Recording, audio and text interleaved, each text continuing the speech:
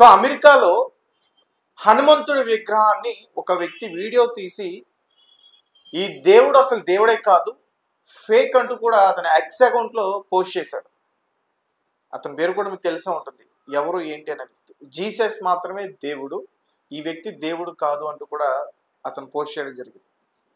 టెక్సాస్లో ఇప్పుడు ఎన్నికల సందర్భంలో ఒక వ్యక్తి ఇలా పోస్ట్ చేయటం, ఇక్కడ కొంతమంది విమర్శలు కూడా చేస్తూ ఉన్నారు అతనిపై. అసలు ఏంటి, ఏం జరిగింది, ఆ వీడియోకి సంబంధించిన ఆ వ్యక్తికి సంబంధించిన డీటెయిల్స్ ఏంటి? ఫస్ట్ ఆఫ్ ఆల్ హనుమంతుడి గురించి మాట్లాడుకుంటే మన దేశంలో మనం ఆయనకిచ్చే అదేంటో అందరికీ తెలుసు. అవును. నెక్స్ట్ ప్రతి ఊరు చూడు, నువ్వు బస్సు ఎక్కు, ట్రైన్లు ఎక్కితే తెలియదు కానీ బస్సులు ఎక్కితే ఊరు దాటి ఊరు వస్తుంటే పెద్ద పెద్ద ఆంజనేయ విగ్రహాలు కనపడతా ఉంటాయి. అవును. ఊరు ఎంట్రన్స్ ఫస్ట్ ఆంజనేయ స్వామి విగ్రహం ఉంటాయి.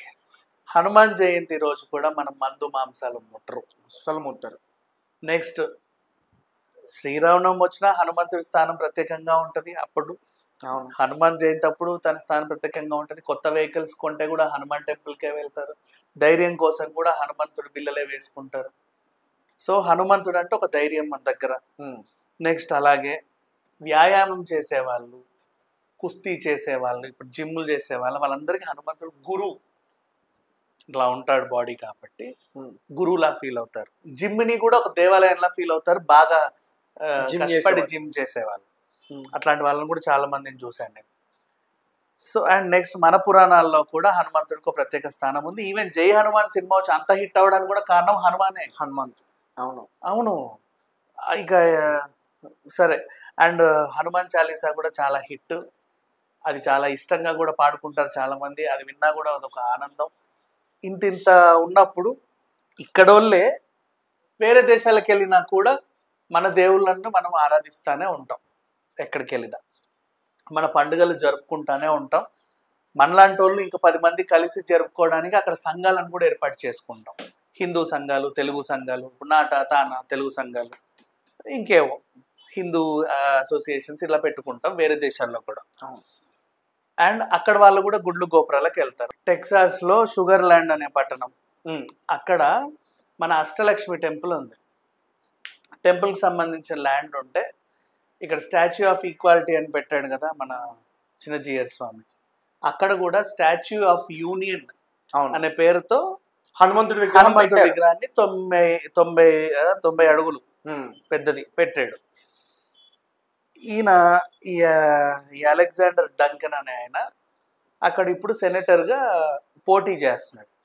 అట్లా వెళ్ళాడు అనమాట. ఇట్లా చూసాడు, అంత ఎత్తుంది ఏంటిది అని. False god of a false statue of a false God.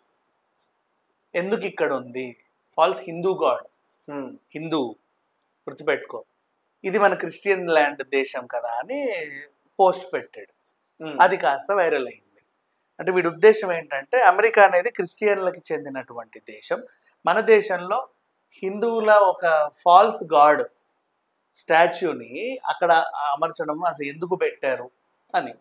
నవ్వు వీళ్ళకి ఇచ్చే ఆన్సర్ వాళ్ళే ఇస్తున్నారు. ఎలా అంటే అక్కడ కూడా క్రిస్టియన్స్లో, ఇక్కడ కూడా ఉన్నారు, వచ్చారు క్రిస్టియన్స్లో కూడా జీసస్ ఫాల్స్ గాడ్, అసలు గాడ్ జిహోవా అని కొట్లాడే వాళ్ళు ఉన్నారు, తెలుసా నీకు? అవును. జిహోవానే దేవుడు, యాహోవా, జిహోవా. ఓకే, యాషువా ఏమో నాకు తెలిసి మరి పేరు తెలియదు. జిహోవా అనే ఆయన అసలు దేవుడు. యేసుక్రీస్తు కన్నా యేసు కూడా ఆయనే ఓ గాడ్ అనేవాడు. జీసస్ అసలు బైబిల్లో గాడ్ కాదు. బైబిల్లో ఎక్కడ జీసస్ గాడ్ అని లేదు.